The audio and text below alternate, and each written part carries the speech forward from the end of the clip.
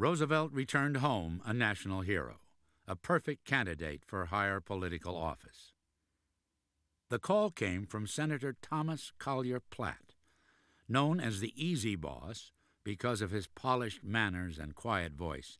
He ran Republican politics in New York State with a grip of iron.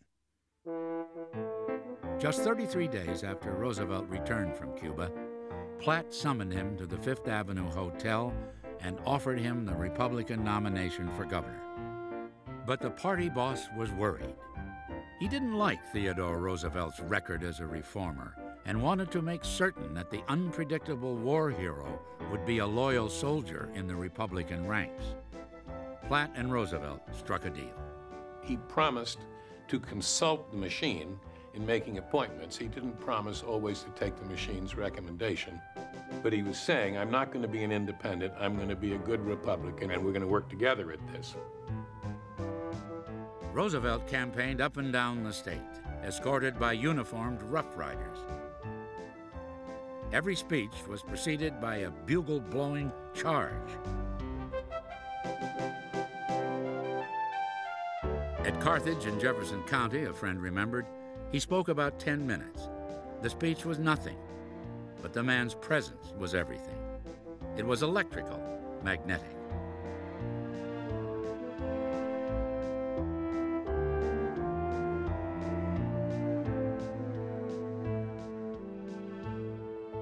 His reputation as a war hero and the sheer force of his personality won him a narrow victory. I have played it with bull luck this summer, he wrote a friend. First to get into the war, then to get out of it, then to get elected. Boss Platt soon found that he had made a terrible mistake. As governor, Roosevelt refused to be controlled. He challenged Platt's nominees for office, supported regulation of factories and tenement workshops, fought to preserve state forests, even worked closely with some labor leaders. I want to get rid of the bastard, Platt said. I don't want him raising hell in my state any longer. I want to bury him. Roosevelt had a sense of what was necessary for social justice, which didn't run quite with the business interests who were supporting Platt. So Platt thought it would be a lot safer for the New York machine if he could kick Roosevelt upstairs to the vice presidency.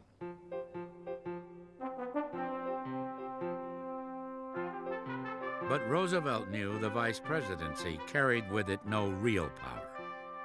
I would rather be anything, he said, say a professor of history.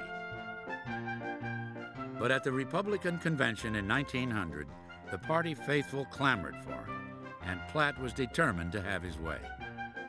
Roosevelt was nominated overwhelmingly, winning every vote but one, his own.